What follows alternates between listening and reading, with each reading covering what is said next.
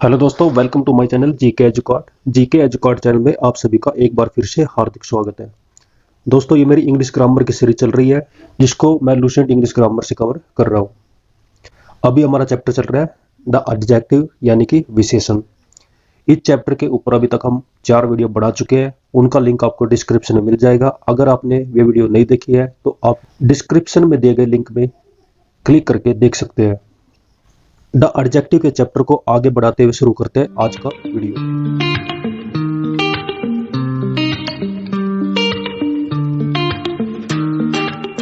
सबसे पहले हम कवर करेंगे कुछ कंपैरेटिव और सुपरलेटिव वर्ड्स जिनका यूज करने में हम कंफ्यूज हो जाते हैं। उनका मीनिंग कुछ और होता है और हम उनको किसी और की जगह यूज कर लेते हैं।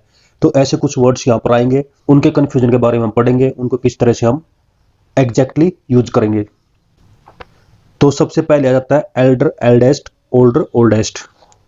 ये दोनों ही ओल्ड शब्द के कंपैरेटिव और सुपरलेटिव वर्ड्स हैं, लेकिन एल्डर और एल्डेस्ट हम यूज करेंगे फैमिली रिलेशन में। जब हम एक ही परिवार के बारे में बात करेंगे, बड़े व्यक्ति के बारे में बात करेंगे, तो हम एल्डर और एल्डेस्ट का यूज करेंगे। लेकिन ओल्डर और ओल्डेस्ट का हम यूज करेंगे जिसमें फैमिली रिलेशन ना हो और जो किसी अन्य व्यक्ति के बारे में या फिर अन्य वस्तु के बारे में बात होती है, वहां पर हम यूज करेंगे ओल्डर और ओल्डेस्ट का। लेकिन ओल्ड जो है वो दोनों जगह यूज कर सकते हैं। ओल्ड क्या है? पॉजिटिव डिग्री है। तो ओल्ड का कंपैरेटिव वर्ड्स होते हैं एल्डर और ओल्डर, और सुपरलेटिव होते हैं एल्डर और ओल्डेस्ट। एल्डर का प्रयोग हम कंपैरेटिव और एल्डेस्ट का प्रयोग हम सुपरलेटिव डिग्री के रूप में करते हैं। इसका एल्डर का और एल्डर का हम यूज करेंगे एक ही परिवार के सदस्यों के लिए, यानी कि एक ही परिवार के वे सदस्य जो उम्र में बड़े हैं। जबकि ओल्डर और ओल्डेस्ट का हम यूज करेंगे कंपैरेटिव और सुपरलेटिव डिग्री में, अन्य किसी व्यक्ति या फिर वस्तुओं के लिए। एग्जाम्पल से समझते हैं। His Elder brother died last year, और सेकंड है his older brother died last year. तो यहाँ पे फैमिली रिलेशन आ जाता है हिज एल्डर ब्रदर, तो ये करेक्ट होगा क्योंकि ये फैमिली रिलेशन है, इसलिए यहाँ पे ओल्डर का यूज नहीं करेंगे। हर एल्डेस्ट सन इज सुमन, उसका बड़ा बेटा सुमन है। हर ओल्डेस्ट सन इज सुमन, तो यहाँ पे फैमिली रिलेशन आ जाता है, इसलिए एल्डेस्ट का यूज करेंगे, ओल्डर का यूज नहीं करेंगे। नेक्स्ट है अजय इज बीने एल्डेस्ट ब्रदर, तो यहाँ पे फिर से ब्रदर यानी कि फैमिली रिलेशन आ जाता है, इसलिए एल्डेस्ट का यूज किया जाएगा, ओल्डेस्ट का यूज नहीं किया जाएगा। नेक्स्ट है Rakesh is older than Pinku. यहाँ पर आप समझ सकते हैं राकेश और पिंकू का फैमिली रिलेशन नहीं है, इसलिए यहाँ पर हम ओल्डर का यूज कर सकते हैं। यहाँ पे बड़े के लिए यूज हुई है कि राकेश जो है पिंकू से बड़ा है, ओल्डर देन पिंकू, तो यहाँ पे ओल्डर का यूज होगा, एल्डर का यूज नहीं होगा क्योंकि यहाँ पे फैमिली रिलेशन नहीं है। उसी प्रकार से Hemchandra Babu is the oldest man in the village. Hemchandra Babu जो है गांव में सबसे बूढ़ा व्यक्ति है, तो यहाँ पे ओल्डेस्ट का यूज होगा, एल्डेस्ट का यूज नहीं होगा। This is the oldest tree in the forest. यहाँ पे वस्तु के बारे में बात हुई है, तो वस्तु के लिए हमेशा ओल्डेस्ट का ही यूज करेंगे। तो oldest tree is correct, eldest tree is wrong. उसी प्रकार से नेक्स्ट एग्जांपल है जिसमें ओल्डेस्ट टेम्पल और एल्डेस्ट टेम्पल का यूज किया है। तो टेम्पल के लिए हम किसका यूज करेंगे? ओल्डेस्ट का, ना कि एल्डेस्ट का। नेक्स्ट है ओल्डर के बाद जो है देन का प्रयोग होता है, लेकिन एल्डर के बाद देन का प्रयोग नहीं किया जाता। जैसे एग्जांपल है भावना इज ओल्डर देन रीमा, और सेकंड है भावना इज एल्डर देन रीमा। तो आप देख रहे हैं कि ओल्डर का तो यूज होगा ही। क्यों यूज होगा? क्योंकि भावना और रीमा का डायरेक्ट रिलेशन नहीं है, फैमिली रिलेशन नहीं है, इसलिए ओल्डर का यूज हुआ दोनों में से एक को बड़ा बताने के लिए। लेकिन ओल्डर के साथ हम देन का प्रयोग कर सकते हैं, लेकिन अगर आप एल्डर का यूज करते हैं तो वहां पे देन का प्रयोग नहीं होगा। एल्डर का प्रयोग जो है वृद्ध लोगों के लिए, व्यक्तियों के लिए किया जाता है, इसलिए इनको प्लूरल नाउन की तरह यूज करते हैं। द चिल्ड्रन मस्ट ओबे देयर एल्डर्स, तो बच्चों को अपने बड़ों की आज्ञा माननी चाहिए। तो यहाँ पे सभी बड़े लोगों के लिए, वृद्ध व्यक्तियों के लिए बात हुई है, तो यहाँ पे हम इसको प्लूरल नाउन की तरह यूज करेंगे एज ए एल्डर्स। यहाँ पे ओल्डर्स का यूज नहीं होगा। उसी प्रकार से नेक्स्ट आ जाता फादर और फर्दर। फादर और फर्दर में क्या डिफरेंस है इसके बारे में समझते हैं। तो फार की कंपैरेटिव डिग्री बनती है फर्दर, और फोर की कंपैरेटिव डिग्री बनती है फर्दर। फर्दर का मीनिंग होता है अधिक दूर, यानी डिस्टेंस के लिए, दूरी के लिए हम फर्दर का यूज करते हैं, और अधिक दूर के लिए हम फर्दर का यूज करेंगे। और फर्दर का प्रयोग हम अधिक दूर के लिए या फिर अतिरिक्त के लिए या फिर और कुछ के लिए, इस इन तीन तरह से हम फर्दर का यूज कर सकते हैं। अधिक दूर के लिए, अतिरिक्त के लिए और कुछ के लिए। जैसे एग्जांपल है Gaya is farther from Hajipur than Patna, तो गया जो है पटना की बजाय हाजीपुर से दूर है, तो यहाँ पे फार्दर का यूज जो है डिस्टेंस के लिए, अधिक दूरी के लिए। They saw a temple on the further side of the river, तो यहाँ पे फर्दर का यूज हुआ है, तो उन्होंने नदी के दूसरी साइड में मंदिर को देखा, तो यहाँ पे फर्दर साइड यानी अधिक दूर के लिए यूज हुआ है। नेक्स्ट है Dara Singh has appealed in the Supreme Court for the further judgement, तो यहाँ पे दारा सिंह ने सुप्रीम कोर्ट में आगे के जजमेंट के लिए अपील की है, तो यहाँ पे फर्दर जजमेंट का यूज हुआ है अतिरिक्त के लिए। डोंट मेक फर्दर डिले, और ज्यादा डिले मत करो, एक्स्ट्रा डिले मत करो, एक्स्ट्रा लेट मत करो, तो यहाँ फर्दर का यूज हुआ है एक्स्ट्रा के लिए, अतिरिक्त के लिए। तो एग्जाम्पल 1 और 2 में फार्दर और फर्दर का प्रयोग हुआ है अधिक दूरी के लिए, और एग्जाम्पल 3 और 4 में फर्दर का यूज हुआ है अतिरिक्त के लिए। नेक्स्ट आ जाता है दोस्तों नियरेस्ट और नेक्स्ट। नियर का जो सुपरलेटिव डिग्री होती है वो नियरेस्ट होती है, और नाई की सुपरलेटिव डिग्री होती है नेक्स्ट। तो नियरेस्ट होता है पास के लिए और नेक्स्ट होता है अगले के लिए। तो नियरेस्ट का प्रयोग हम समीपस्थ के अर्थ में करते हैं, जिसका मीनिंग स्पेस और डिस्टेंस के लिए निकलता है, जगह के लिए निकलता है, जबकि नेक्स्ट का प्रयोग हम आगामी यानी अगले के अर्थ में करते हैं, जो एक ऑर्डर या फिर क्रम के बारे में बताता है, पोजीशन के बारे में बताता है। तो अब हम नियरेस्ट और नेक्स्ट के एग्जांपल देखते हैं। जैसे Sudhir took the robber to the nearest police station, तो पास के पुलिस स्टेशन में सुधीर जो है रोबर को ले गया, तो यहाँ पे पास का यानी कि जगह के लिए बात हुई है, तो नियरेस्ट का यूज होगा ना कि नेक्स्ट का। नेक्स्ट है Patna junction is nearest to my house, Patna junction जो है मेरे घर के पास में है, तो यहाँ पे जगह के लिए यूज किया है पटना जंक्शन का, तो नियरेस्ट का यूज होगा ना कि नेक्स्ट का। Mister Prasad lives in the next house, mister Prasad जो है मेरे से अगले घर में रहते हैं, तो यहाँ पे नेक्स्ट का यूज होगा ना कि नियरेस्ट का। He was sitting next to me, वह मेरे से आगे की तरफ बैठा है, तो यहाँ पे फिर से नेक्स्ट पोजीशन के बारे में यूज हुआ है, तो यहाँ पे नेक्स्ट का यूज होगा ना कि नियरेस्ट का। नेक्स्ट आ जाता दोस्तों लेटर और लेटर, दोनों में क्या डिफरेंस है, दोनों का मीनिंग अलग है, उनको हम समझते हैं। लेट जो है अर्ली का अपोजिट वर्ड होता है, विलोम शब्द होता है। अर्ली होता है जल्दी से और लेट होता है देर से। लेट का कंपैरेटिव लेटर और लेटर दोनों होता है, लेट का जो कंपैरेटिव वर्ड्स है वो लेटर और लेटर दोनों होते हैं, लेकिन हम लेटर का यूज करेंगे और लेटर का यूज करेंगे वो हम अच्छे से समझते हैं। लेटर का प्रयोग अर्लियर के अपोजिट वर्ड के रूप में होता है, अर्लियर मतलब जल्दी और लेटर हो गया देर से, जो कि दोनों क्या है समय का बोध कराते हैं, अर्लियर और लेटर। लेकिन लेटर का जो हम यूज करते हैं फॉर्मर के अपोजिट वर्ड के रूप में करते हैं। फॉर्मर मतलब पहले का और लेटर मतलब बाद का, लेटर मतलब बाद का। दोनों क्या है ऑर्डर या पोजीशन के बारे में बताते हैं, क्रम या फिर जगह के बारे में बताते हैं।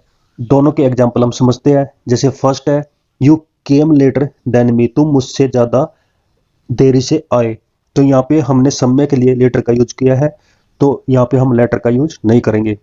नेक्स्ट है mister Mishra and mister Pandey are good teacher but I prefer the former to latter, तो यहाँ पे मिस्टर मिश्रा और मिस्टर पांडे दोनों अच्छे टीचर है, लेकिन मैं जो है मिस्टर मिश्रा को मिस्टर पांडे की बजाय ज्यादा पसंद करता हूँ, तो यहाँ पे मिश्रा के लिए यानी जो पहले जो आया है उसके लिए हम द फॉर्मर का यूज करेंगे, और मिस्टर पांडे जो है जो बाद का है उसके लिए हम लेटर का यूज करेंगे।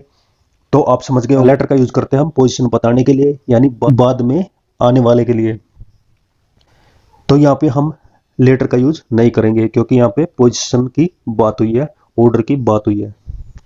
नेक्स्ट है दोस्तों लेटेस्ट और लास्ट, दोनों क्या है सुपरलेटिव डिग्री है। सुपरलेटिव डिग्री है किसकी, लेट की, तो लेट की सुपरलेटिव डिग्री है लेटेस्ट और लास्ट, दोनों का मीनिंग अलग है। लेटेस्ट को हम यूज करते हैं समय को बताने के लिए, और लास्ट को हम यूज करते हैं ऑर्डर या फिर पोजीशन को बताने के लिए, क्रम या स्थान के लिए। लेटेस्ट जो है अर्लीस्ट का अपोजिट वर्ड है, यानी कि अर्लीस्ट होता है पुराना यानी पहले का अर्लीस्ट, और लेटेस्ट का मतलब होता है बिल्कुल नया, समझ गए होंगे। तो यहाँ पे समय का बोध हुआ है दोनों शब्दों से। लेकिन लास्ट के बारे में बात करते हैं। लास्ट जो है फर्स्ट का अपोजिट वर्ड है, जिनको हम ऑर्डर या पोजीशन को बताने के लिए यूज करते हैं। फर्स्ट मतलब पहला, लास्ट मतलब आखिरी, तो दोनों के बारे में आप समझ गए होंगे। This is the latest news, यह एकदम नई न्यूज है।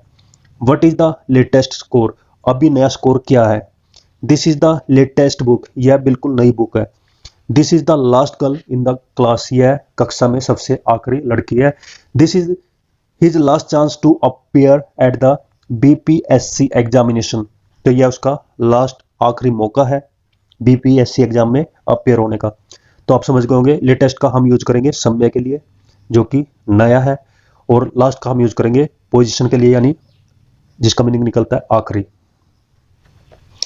नेक्स्ट है दोस्तों फर्स्ट और लास्ट। तो फर्स्ट और लास्ट दोनों का क्या मीनिंग निकलता है वो हम देखते हैं। यदि किसी सेंटेंस के अंदर दो से अधिक व्यक्ति या वस्तुओं की चर्चा होती है, दो से अधिक व्यक्ति या वस्तुओं की चर्चा होती है, जो फर्स्ट व्यक्ति या फिर वस्तु होती है उसके लिए हम फर्स्ट का यूज करेंगे, यानी पहले व्यक्ति या वस्तु के लिए हम फर्स्ट का यूज करेंगे, और आखिरी और अंतिम या फिर तीसरे व्यक्ति या वस्तु के लिए हम लास्ट का प्रयोग करेंगे। अगर दो से ज्यादा व्यक्ति या वस्तु की बात हुई है तो पहले वाले के लिए हम फर्स्ट का यूज करेंगे और आखिरी वाले के लिए हम लास्ट का यूज करेंगे।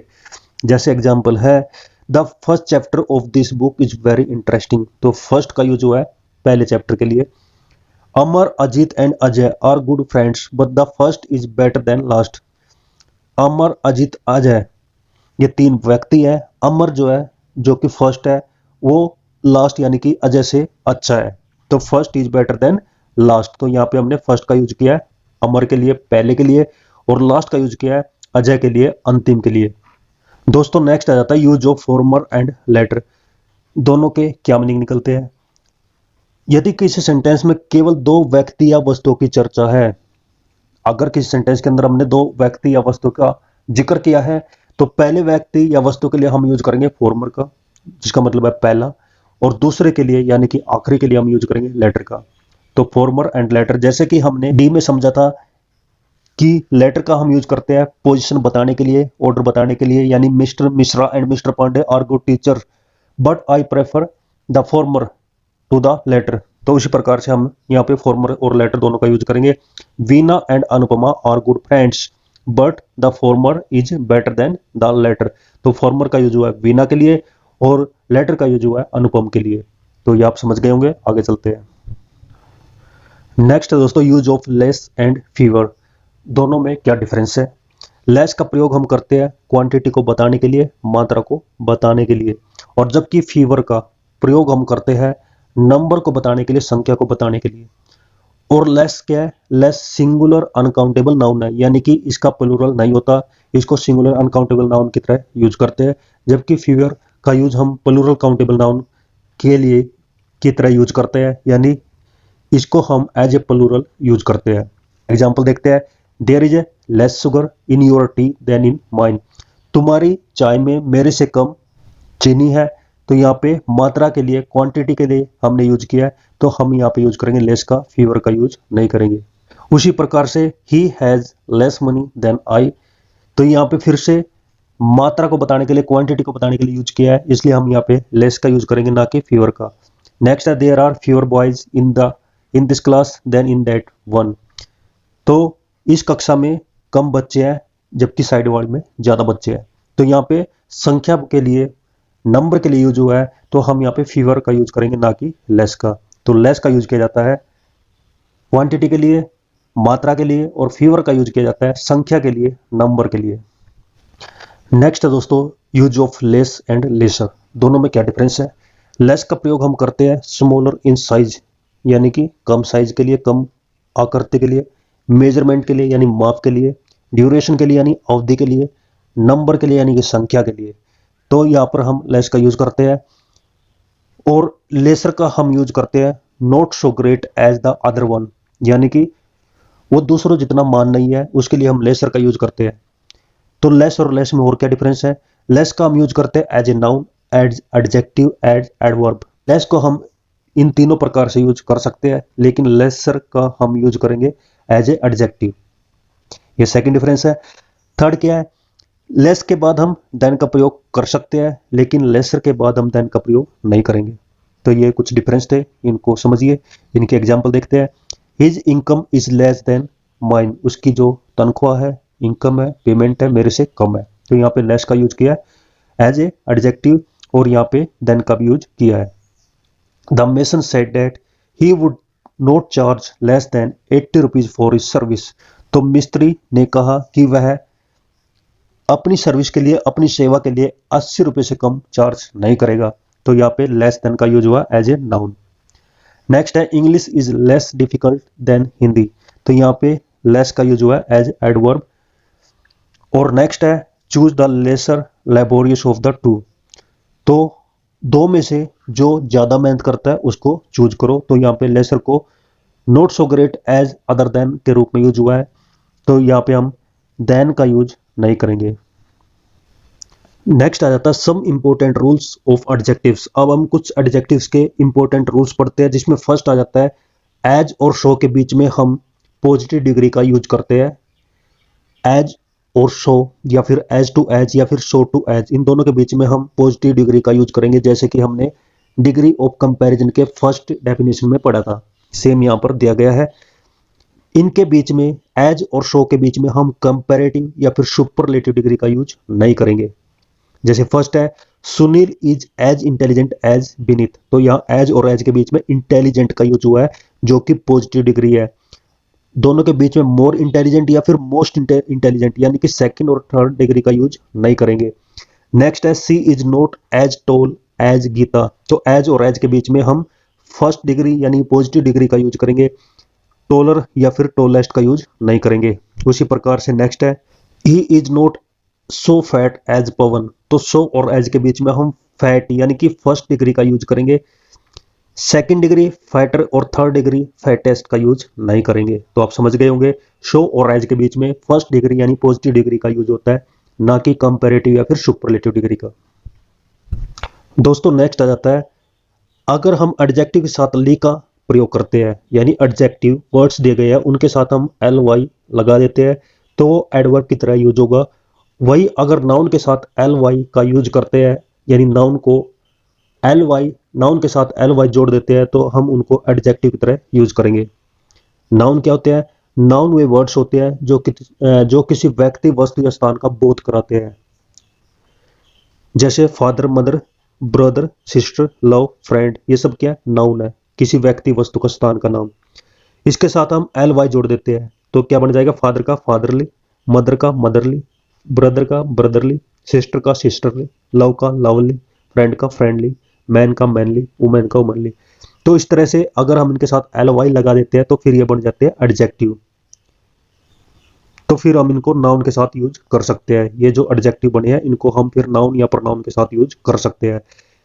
वही अगर एडजेक्टिव्स के साथ एडजेक्टिव वर्ड्स जो होते हैं जो किसी नाउन या प्रोनाउन की विशेषता बताने के लिए यूज करते हैं, उनके साथ हम एल वाई लगाते हैं तो फिर वे बन जाते हैं एडवर्ब। क्या बन जाते हैं? एडवर्ब। तो एडजेक्टिव जैसे कि वाइज है, उसके साथ हमने एल वाई जोड़ा तो वो बन गया वाइजली। केयरफुल का केयरफुली, ब्यूटीफुल का ब्यूटीफुली, फेथफुल का फेथफुली, फॉर्चुनेट का फॉर्चुनेटली, सिंसियर का सिंसियरली, लविंग का लविंगली। तो ये सब क्या एडजेक्टिव है और ये सब क्या एडवर्ब बन चुके हैं। तो एडजेक्टिव को एडजेक्टिव के साथ तो यूज नहीं करेंगे, लेकिन एडवर्ब्स को हम एडजेक्टिव के साथ यूज कर सकते हैं। उनके एग्जाम्पल आगे बताए वो देखते हैं। जैसे फर्स्ट है he saw a lovingly sight in Darjeeling. तो आपको पता है साइट क्या है? नाउन है। तो इसके साथ हम एडवर्ब का यूज नहीं करेंगे। किसका यूज करेंगे? एडजेक्टिव का। तो एडजेक्टिव क्या होगा? लवली। तो करेक्ट क्या रहेगा? He saw a lovely sight in Darjeeling. तो नाउन के साथ हम एडजेक्टिव का यूज कर सकते हैं, लेकिन नाउन के साथ हम एडवर्ब का यूज नहीं करेंगे। नेक्स्ट है your answer was obvious wrong. तो ऑब्वियस और रॉन्ग दोनों क्या हो गए? एडजेक्टिव। जबकि हम एक एडजेक्टिव के साथ दूसरे का यूज नहीं करते तो ये रॉन्ग होगा। नेक्स्ट है your answer was obviously wrong. तो यहाँ पर देख सकते हैं ऑब्वियस का हमने क्या बना दिया? एडवर्ब, यानी ऑब्वियसली। तो हम फिर एडजेक्टिव के साथ एडवर्ब का यूज करते हैं। जो नेक्स्ट है टू का प्रयोग हम एडवर्ब के रूप में करते हैं। टू का प्रयोग हम एडवर्ब के रूप में करते हैं, तो इसके बाद जो है हम पॉजिटिव डिग्री के एडजेक्टिव एडवर्ब का यूज करेंगे। इसके बाद पॉजिटिव डिग्री के एडजेक्टिव एडवर्ब का प्रयोग हम कर सकते हैं। जैसे he was too weak to walk. तो यहाँ टू के बाद हमने पॉजिटिव डिग्री वीक का यूज किया है। वीक का सेकंड डिग्री या थर्ड डिग्री उनका यूज हम नहीं करेंगे। नेक्स्ट है टू के बाद कंपैरेटिव और सुपरलेटिव डिग्री के बाद हम एडजेक्टिव और एडवर्ब का प्रयोग नहीं करते। तो ये बिल्कुल सेम है जैसे पहले बताया गया है। टू के बाद हम सेकंड या थर्ड डिग्री का यूज नहीं करेंगे। नेक्स्ट है रोल नंबर 4 जिसमें बताया गया इनफ का प्रयोग। इनफ का प्रयोग हम दो प्रकार से कर सकते हैं। इनफ को हम एज एडजेक्टिव भी यूज कर सकते हैं और एज एडवर्ब भी यूज कर सकते हैं। जब हम इसको एज एडजेक्टिव यूज करते हैं, इनफ को जब हम एज एडजेक्टिव यूज करते हैं तो उनका मीनिंग निकलता है सफिशिएंट, यानी कि पर्याप्त मात्रा में। As much as is needed, जितना चाहिए उतना। एज मैनी एज रिक्वायर्ड, जितना चाहिए उतना, यानी काफी या पर्याप्त। इनके अर्थ में हम इनफ का प्रयोग करते हैं। जब हम इनफ का प्रयोग एज एडवर्ब करते हैं तब इसका मीनिंग निकलता है सफिशिएंटली, क्वाइट वेल, यानी कि बहुत, काफी, जितना चाहिए उतना। इनके अर्थ में हम करते हैं। तो याद रखिए, इनफ के बाद फिर हम पॉजिटिव डिग्री का यूज करेंगे। किसका यूज करेंगे? पॉजिटिव डिग्री का। और किसके बाद? एडजेक्टिव के बाद। एडजेक्टिव से पहले यूज नहीं करेंगे। एग्जाम्पल है, the policeman was brave enough to catch the thief. तो यहाँ पे ब्रेव क्या है? एडजेक्टिव है, तो उसके बाद हमने इनफ का यूज किया, यानी कि ये करेक्ट है। नेक्स्ट है, the policeman was enough brave to catch the thief. तो यहाँ पे इनफ का हमने प्रयोग किया है एडजेक्टिव से पहले, जो कि रॉन्ग होगा। You are tall enough to touch the ceiling fan. तो यहाँ पे हमने टाल के बाद इनफ का प्रयोग किया है, जो कि करेक्ट है। इनफ टाल का प्रयोग नहीं होगा। और इसको इस प्रकार से भी समझ सकते हैं कि पॉजिटिव डिग्री के एडजेक्टिव से पहले हम इनफ का प्रयोग नहीं करते, यानी पॉजिटिव डिग्री के जो वर्ड्स आते हैं उनसे पहले हम इनफ का प्रयोग नहीं करेंगे, बल्कि उनके बाद करेंगे। कंपैरेटिव और सुपरलेटिव डिग्री के बाद हम इनफ का प्रयोग नहीं करते, सिर्फ हम पॉजिटिव डिग्री के साथ यूज करेंगे। फर्स्ट डिग्री के बाद यूज हम करेंगे इनफ का। सेकंड और थर्ड डिग्री के बाद हम इनफ का यूज नहीं करेंगे, जैसे कि यहाँ पे बताया गया है। स्ट्रोंगर क्या है? Second degree. कंपैरेटिव डिग्री है, नहीं यूज होगा इनफ का। स्ट्रोंगेस्ट सुपरलेटिव डिग्री है, इसके बाद भी इनफ का प्रयोग नहीं होगा। सिर्फ पॉजिटिव डिग्री के बाद ही इनफ का प्रयोग किया जाएगा। आगे दोस्तों आ जाता है रोल नंबर 5, जिसमें बताया गया है कि कुछ ऐसे वर्ब है जिनके बाद हम एडजेक्टिव का प्रयोग कर सकते हैं। यहाँ पे कुछ ऐसे वर्ब दिए गए हैं जिनके बाद हम एडजेक्टिव का यूज कर सकते हैं, एडवर्ब का यूज नहीं करेंगे। लेकिन ज्यादातर हमने जो रूल्स पढ़े हैं एडजेक्टिव के, उसमें हमने देखा है कि हम एडजेक्टिव का जो हम यूज करेंगे उसको हम यूज करेंगे नाउन या प्रनाउन के साथ। तो कुछ वर्ब के बाद भी एडजेक्टिव का प्रयोग होता है, वो हम देखते हैं, एग्जाम्पल समझते हैं। पहले पढ़ लेते हैं वर्ब कौन से है।